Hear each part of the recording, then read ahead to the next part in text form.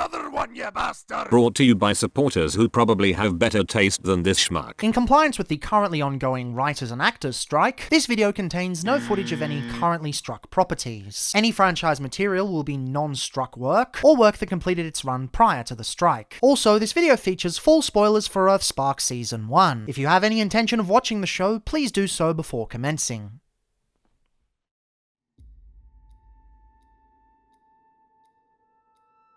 Science fiction is a powerful tool. Many people like to pretend it is a perversion of storytelling, using fantastical concepts to compensate for the lack of a human element. But good science fiction can examine the human condition even more than a standard grounded narrative. Science fiction can teach us about the world around us, and in many cases it can even form a sense of morality in its watchers. A good piece of science fiction media stays with you long after, and can resonate with your own experiences in the world around you, or in some cases, change your worldview entirely. Throughout media history, science fiction is always on the forefront of cultural development. It always boldly goes where no fiction has gone before, and where it goes, criticism always follows. Whether a far-future space opera or an Earth-based drama, good sci-fi sheds a light on where society needs to improve, and in the case of many younger audiences, teaches them how to be just. But people who would rather injustice remain, they always push back and aim for censorship. It's far from a new occurrence, it's one we've seen historically, time and time again.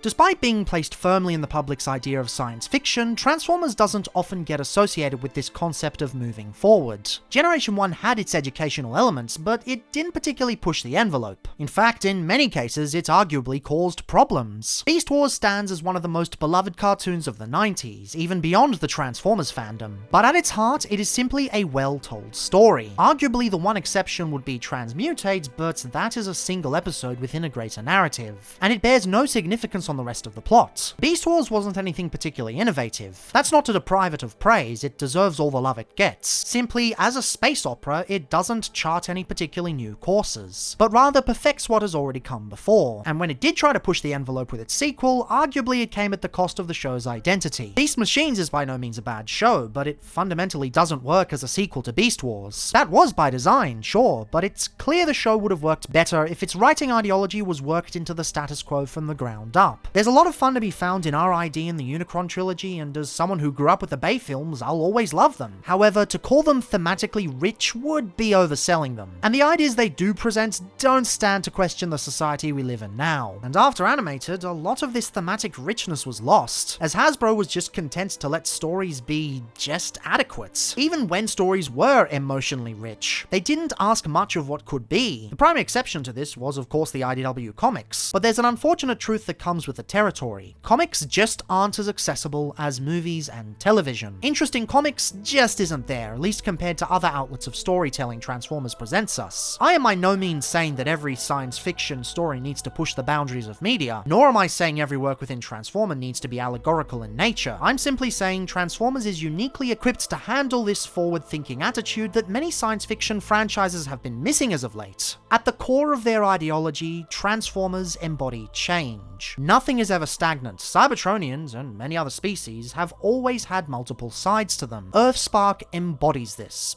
but not in the way you'd think. Episode 10, the second part of Age of Evolution, is often brought up. Another box of ammo for people to complain about online about how Western civilization has fallen. No doubt, if you're not a Transformers fan and are somehow aware of this show, the character Nightshade is how you've come across it. And sure, the representation does lay the groundwork for the incorporation of science fiction's strongest storytelling assets, but they aren't the full story. There's more to Earthspark than you might first glean. And this, dear fellows, is where we find the true heart of the show.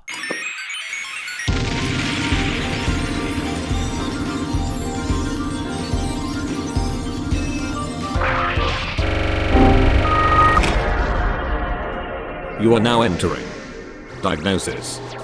Insanity.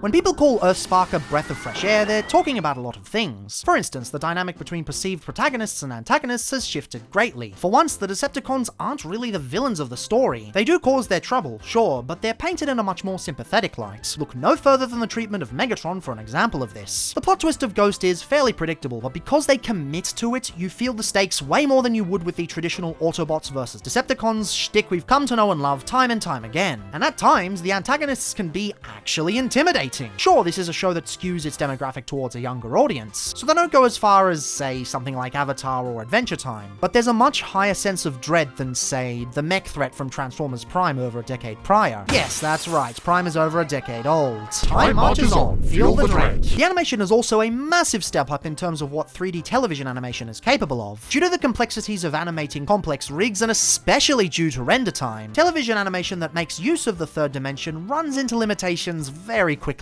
Doubly so when you consider every character needs at least 2, or usually 3 models. It's very easy to do 3D animation on the cheap, but it's not easy to make it look good, and even when it does, you often run into budgetary constraints. Notice how half the cast of War for Cybertron never actually transform? Even having access to the CAD models wasn't enough to assist in this regard. Polygon Pictures just weren't able to do a lot given the money and time allotted. You compare this standard to, say, Blame, and yeah, the difference is staggering. And sure, Cyberverse was able to circumvent this issue through stylized and consequently, or perhaps purposefully, low-poly models. But the studios that helmed Cyberverse and Earthspark had very different previous track records. Details on animation studio Icon Creative are somewhat unorganized on the interweb. They don't even have an official Wikipedia article, so access to a track record and lineup is difficult at best. That said, when the majority of shows they promote themselves on are ones aimed at toddlers, you can see why one such as myself would be hesitant going in, especially after quite enjoying Cyberverse and its stylization. Turns out though, employing hybridity between 2D and 3D animation, bringing on some killer storyboard artists, and hiring character design royalty will get you a long way, because honestly, this show looks remarkably good. Competition is fierce these days, with streaming services throwing infinite money at projects that ooze passion from every frame, but amidst all that, Earthspark manages to stand at a pretty decent level. It does fall into 3D animation's habit of using the same locations over and over, which is likely where they cut back on the budget a bit, but like, have you ever tried 3D animation? Shit's hard, you gotta cut back somewhere. And outside of that, the animation is expressive, vibrant, and impactful. I was proven wrong as f in my assumptions on the studio, and I could not be happier. It's just a shame that the working conditions are less than ideal. Wonder what this guy was actually saying, or why the post was taken down. Still, this is a story all too common in the animation industry. But perhaps the most refreshing aspect is how thematically rich the show is. One thing I've found rather annoying with a lot of Transformers media is that things just seem to happen. You of course have outliers like Bumblebee, but for the most part, the movies, TV shows, and video games just sorta give you a plot and then leave it at that. The emotional resonance is sorely lacking, either because the creative team is too scared of changing the status quo, or because the writing team simply isn't given enough resources to truly provide a connection to the characters. Resources either being time and story framework, or the actual writers themselves. Even Cyberverse, a show that, again, I really do love, suffered greatly from this in its first season, and even when it hit its stride, it always had great arcs, but not fantastic continuity. The Starscream takeover arc was brilliant, the Quintesson arc was brilliant, Shadow Striker's arc of overcoming her disability, finding solace with Soundwave, then rising up to become a more compassionate leader was brilliant. So brilliant I'm even willing to put up with bloody parts forming on the Legacy version. Yes, that's something G.I. Joe Megatron wishes he had. The problem is, these things are all great in a vacuum, but there's not a narrative gel that holds much of it together, mainly due to the format. Not only does a 15-minute episode runtime limit what can be done, but the web series nature of the production means kids need to be able to jump in anywhere and not get lost. As such, arcs really can't blend into each other. Ironically, it's a very similar issue that Generation 1 had, they just weren't able to develop the characters until the movie. Another reason why Cyberverse is basically a modern G1. Not just in bad ways though, in good ways too. And sure, the advent of streaming does allow for more season-long narrative storytelling, but that freedom needs to be grasped properly. All too often, shows use it as a crutch to perpetuate storytelling issues. Yeah, it progresses the plot incrementally, so the episode ain't worthless. Who cares if we're meandering? Earthspark doesn't fall into this trapping. While many episodes remain standalone, they all weave together with carefully constructed arcs. You have Twitch's role as the responsible older sister, Nightshade's growing understanding and empathy in others, Jawbreaker's acceptance at his own limitations, Hashtag's fear of hurting others around her. For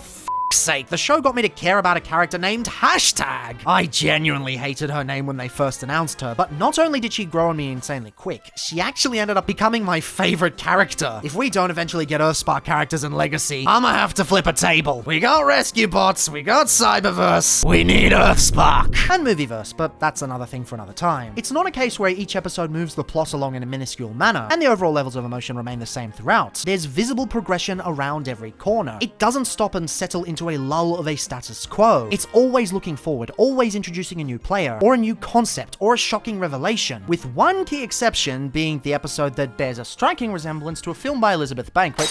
F me, that wasn't intentional. I'm turning into Teddy from Persona 3 at this point.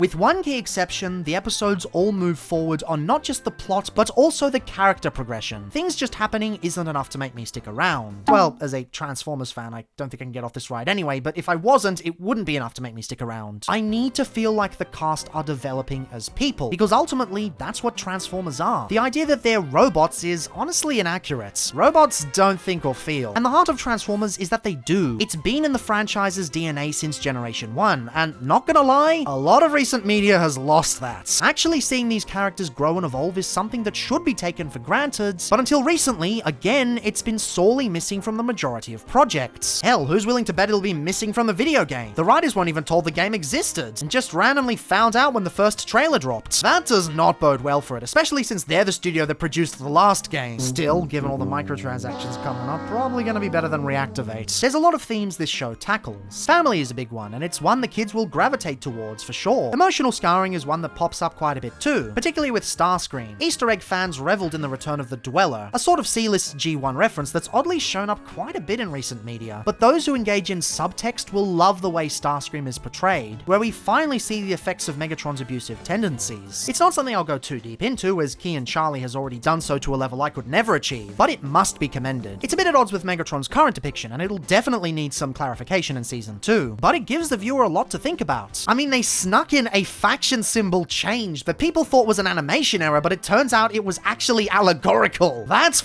clever. This arc adds significance to Megatron's defection, instead of using it as a get out of ending free card so they don't have to contend with complications of the climax. You know, the older I get, the more critical I get in regards to Prime. Stay tuned for the 50th anniversary of DrLockdown reviews, where I compete with Paper Plane to see who dislikes the show more. Of course, this show needs a connective tissue to tie everything together, and I don't only mean plot-wise. Every Transformers show has had a goal or an end game, but in order to truly connect with an audience, there has to be an emotional or thematic point to the whole thing. If the story can't figure out what it wants to do, why should anyone outside of the fandom bother? And this is where I think a lot of people are mistaken with the show, where a lot of people seem to be missing the forest for the trees. Age of Evolution Part 2, the aforementioned 10th episode of the show, is the one most people point to and either say the show is brilliant, or that the show is borderline pedophilia. That statement may seem outlandish and absurd, but for a subset of people who critique the show, and I use the phrase critique very loosely, they genuinely believe that. Of course, this is where the video gets complicated, simply because understanding how we got to this point is multifaceted. It's not something that can be boiled down to a single simple sentence, unlike detractors would have you believe. So, buckle up. We're going for a ride into the wonderful world of queer coding, and how science fiction is used as a force for societal change. After 9 episodes of Twitch and Thrash taking center stage, we get introduced to 3 new Terrans, born from the combination of Cybertronian space magic and Earth DNA blueprints. We have Jawbreaker, the most obvious beast protoform to ever obvious beast protoform. Hashtag, aka Best Girl. Oh my god, they were roommates! And Nightshade, the most adorable cinnamon roll / scientist. Their introduction, however, is a bit of a first for Transformers outside of the IDW comics. Of course. Morgan, can you switch? Nightshade's pronouns are they, them. He or she just doesn't fit who I am.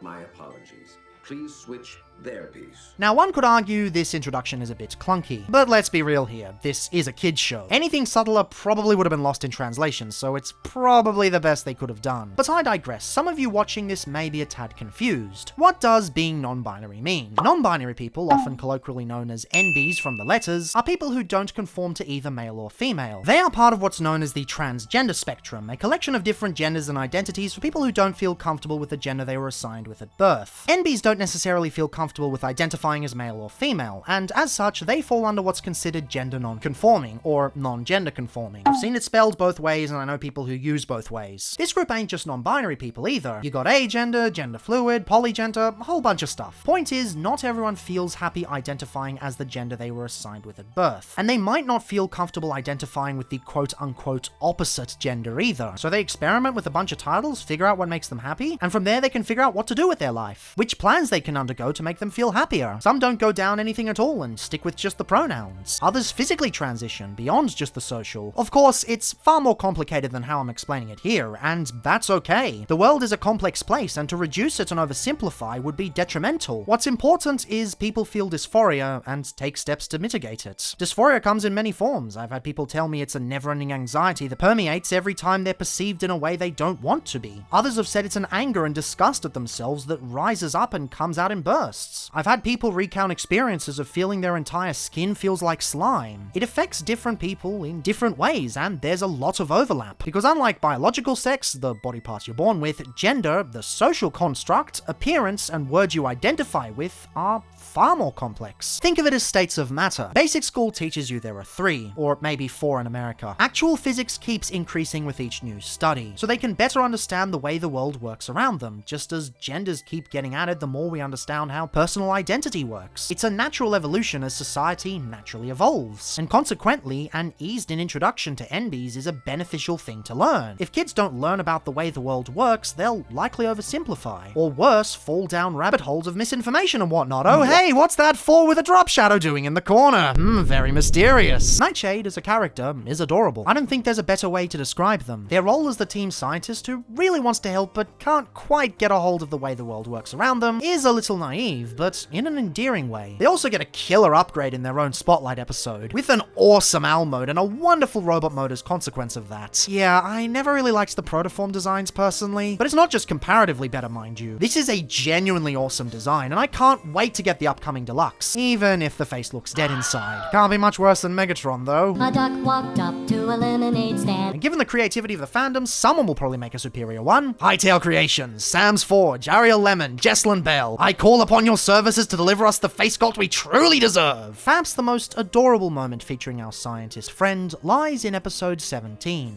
Home, Part 1. We get a bit of a breather as most characters split off and do their own thing. Nightshade gets to connect with an NB human and learn a bit more about themselves. I know I'm safe when I'm with my friends or other non-binary people who aren't female or male. I always knew my pronouns felt right, but what a wonderful word for a wonderful experience. Now, I'm not trans. I don't feel any form of dysphoria or any desire to be referred to as anything aside from what I was assigned at birth. I just got regular old anxiety, the type where I cry myself to sleep at night because the world doesn't understand the beauty of Beast Wars retracts. I'm what you'd call cisgender, someone who comfortably aligns with the gender they were assigned with at birth. In spite of what certain authors would have you believe, cisgender is not a slur. It is literally a scientific term, and most people on this planet probably fall under this category. My point is, though, I don't have to be transgender to find this adorable. It's a wonderful scene where Nightshade learns more about themselves, generates trust between humans and Cybertronians, and is just beautifully shot overall. It's why I based the thumbnail of this episode on that scene, actually drawn by a non-binary artist as well. You should definitely go follow them. I'm not sure what other emotions would be felt here other than... It's just...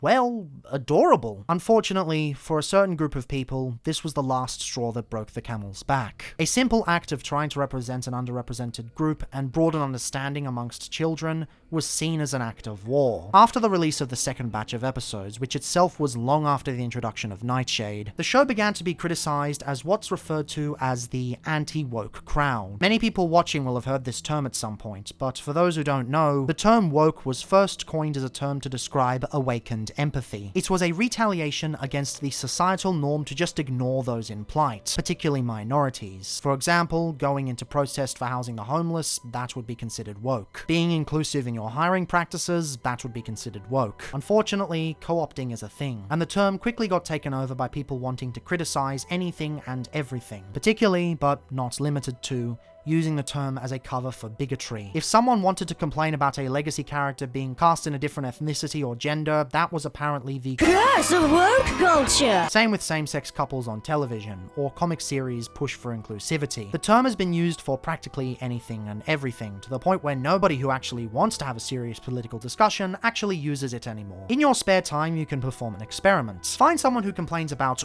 woke culture destroying Western civilization, and actually ask them to define what woke culture is. Chances are, it's so nebulous at this point that you'd have better luck describing the status of Schrodinger's ravage, hence the ever-present joke, everything I don't like is woke. Because that's really it. When someone doesn't like inclusivity or societal progression, they'll slap on woke as a buzzword in order to disguise their actual intent. No need to articulate what you actually mean if you just describe it as woke. Nevertheless, the so-called anti-woke crowd took to this fight like piranhas to an uncooked chicken leg, fiercely territorial in an area they weren't actually a part of to begin with. Smurf accounts aplenty descended on the internet, ready to denounce the show and claim it was poisoning the mouths of its child audience. You can still see the effects of its review bombing on IMDb and Amazon to this day.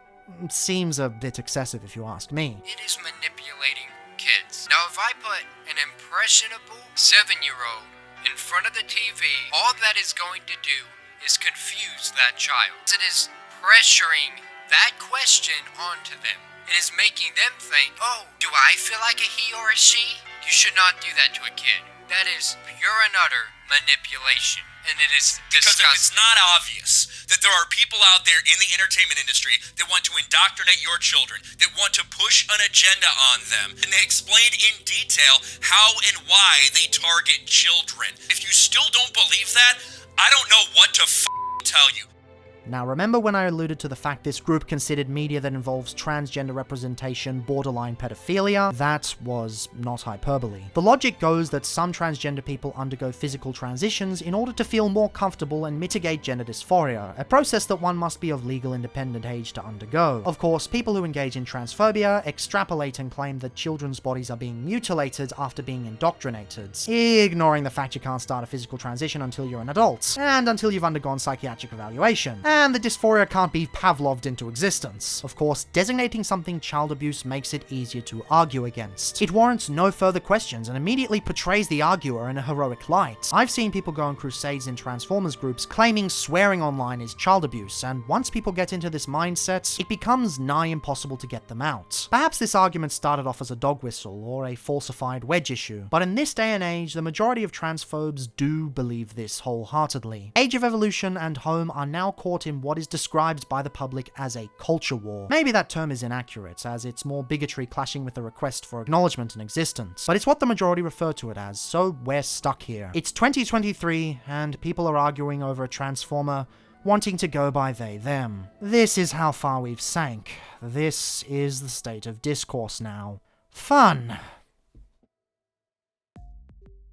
However, this is where most people miss the rest of the story, especially when it comes to the greatest strength of Earthspark. Whether supporting or denouncing Nightshade's existence and inclusion, most people just stop there. Nightshade exists, and to many, that's the focus. However, all great stories need a connective tissue, a narrative glue that brings all the characters and events together. Science fiction has always thrived on allegory. Star Wars with the Vietnam War, Starship Troopers with Nazism, Doctor Who with anti-capitalism every third or fourth week. And today, Transformers finally joins that illustrious lineup with an allegory for LGBT discrimination. Let's go back to Home for a second, examining the second part this time. This episode is really what cemented it for me as one of the greats, with its kick-ass depiction of Mandroid, horrifying implications, and its delivery of its key message. It will be really difficult to change things for the better, as long as hateful people try to control what Cybertronians need to survive. But we're not giving up, right, B? It was at this point that everything clicked for me. What Cybertronians and Terrans represented, what Ghost was trying to do, and what Hasbro wants to present going forward. Throughout the show, Cybertronians are treated with reverence in the media consumed by Earth's inhabitants. They're practically superheroes, looked up to and celebrated for their ability to overcome adversity. But that depiction in fiction is but an illusion. In reality, they are hunted by the very government who claims to be helping them. Ghost doesn't want coexistence. They want to pretend Cybertronians don't exist. And sure, some Cybertronians do work alongside them.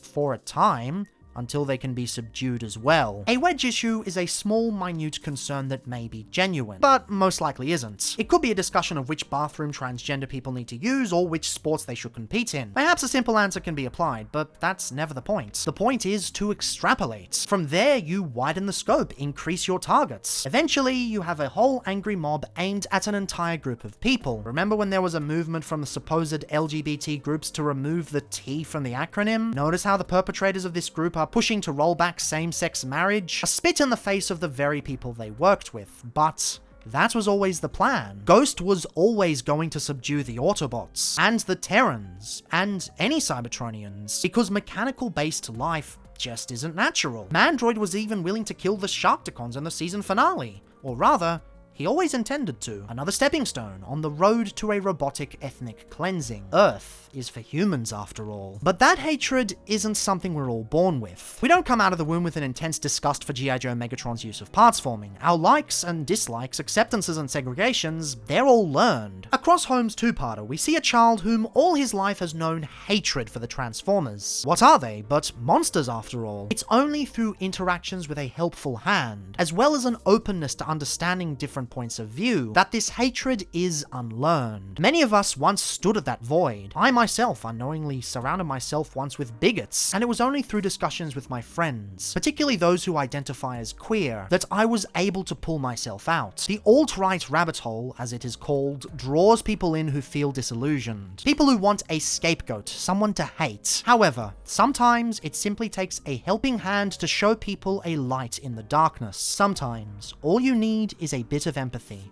and you can make this world a better place. And the funny thing is, many people attribute this direction to scriptwriter May Catt, a queer writer themselves who obviously brought much of their own experiences to the table. Despite being limited by Hasbro's story scaffolding in War for Cybertron Kingdom, they were able to carve a name out for themselves in Cyberverse, penning some of the most wonderful episodes, including its best arc, the peak of the series. So, logically, when given more free reign in Earthspark, this would finally be the chance to push for representation and allegory, right? Surprisingly, no. Hasbro themselves were the ones who set this all in motion. Nightshade was conceived long before Catt was even approached for the project, and the themes behind the story were ones Hasbro wanted to show on the small screen, not just in some capacity, but in the right way. My really good friend, Leslie Wisniewski, who I had known on Cyberverse, called me up about an opportunity to work on Earthspark. And she couldn't tell me anything, but she was really trying to be like, May, you're gonna really enjoy it if you can do this. And I'm like, okay, let's do it. And then of course I get the Bible, I see what Megatron's up to, I see these new Terrans, and I'm just like, oh, what a genius way to make new Transformers and make a different kind of show. And I was so impressed that not only this was happening, but that Hasbro was as supportive and as excited as they were about it. And they've always been particularly excited and particularly supportive of Nightshade. Nightshade's not going anywhere. The show's gonna be fine. Don't worry about any, the backlash was expected. People will argue over the existence of Nightshade, without acknowledging what this show is trying to do at its core. Earthspark is a rich and vibrant show that is all about deprogramming hate and fighting for what's right in the face of oppression. While its themes ebb and flow from episode to episode, one cannot argue against the fact that this show is queer-coded. It is steeped in the idea of understanding and accepting, paving the way for a more empathetic future, just as many a great science fiction tale has done before. Of course, not everything is going to line up. Far as I know, homophobic politicians aren't secretly squid monsters with an army of robotic shark people trying to run a genocide. The allegory does hold back once it reaches a certain point, particularly towards the finale. And you know what? It actually makes sense given the current reactionary climate. Remember Owl House? That delightful little adventure show with a charming cast of diverse characters? Remember how it delivered the first truly great friends to lovers story in mainstream media in a long-ass time? Remember how Disney were a bunch of troglodytes? Not to say Owl House didn't stick the landing. Somehow, against all odds, they managed to deliver a final season and finale that was both cohesive and emotionally rewarding. My point is, when shows go queer, they're going to get pushback. Not just from reactionaries and YouTubers with way too much time on their hands, but also from investors. Hasbro may want this show to be forward-thinking, but Paramount is a huge entity. Who knows how they're going to react? And Nickelodeon? Remember what they did to Korra? Over this? I'd be scared too. I wouldn't want to lose my job, then get slimed in the lift on the way out. I don't even get why kids were so crazy about it. Always seemed disgusting to me. This show is bold, but at some point, they have to know their limits. And under the limitations, nothing short of a proud salute is what the creators deserve. This show is fighting for a better future, no doubt about it. People will claim it is indoctrinating kids and is child abuse, but that insult has been hurled at all great television for over a century. At the end of the day, there will always be some form of bigotry that is chic to subscribe to. Transphobia, homophobia, Islamophobia, homophobia again, racism against the indigenous, racism against black people, homophobia again, anti-Semitism. For many, it's cool to be in a club of like-minded individuals and get caught up in the hate. Anger is addictive.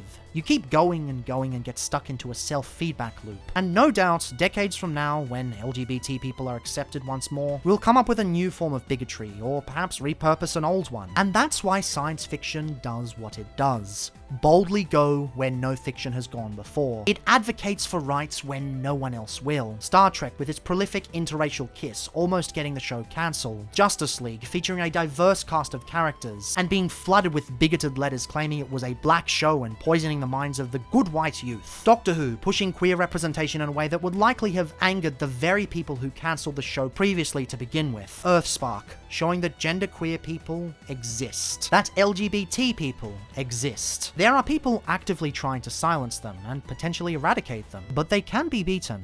And they will be beaten. One day, we will all walk hand in hand in the sun, united against a new enemy, because there will always be f***wits, but we will never stop fighting. I'm glad this show exists. Hell, I wish this show existed when I was a kid. Maybe I wouldn't have grown up in a world where people were and are scared of what pronouns someone identifies as if a simple question and clarification isn't all that's required. Maybe I wouldn't have had to stare into the abyss, the rabbit hole filled with deeply troubled people, where the real indoctrination lies. Maybe I wouldn't have hurt people from my childhood around me, severing friendships without realizing the truth the whole time. Maybe, just maybe, it wouldn't have taken 2 decades of fear and confusion to realize I was just pansexual this whole time.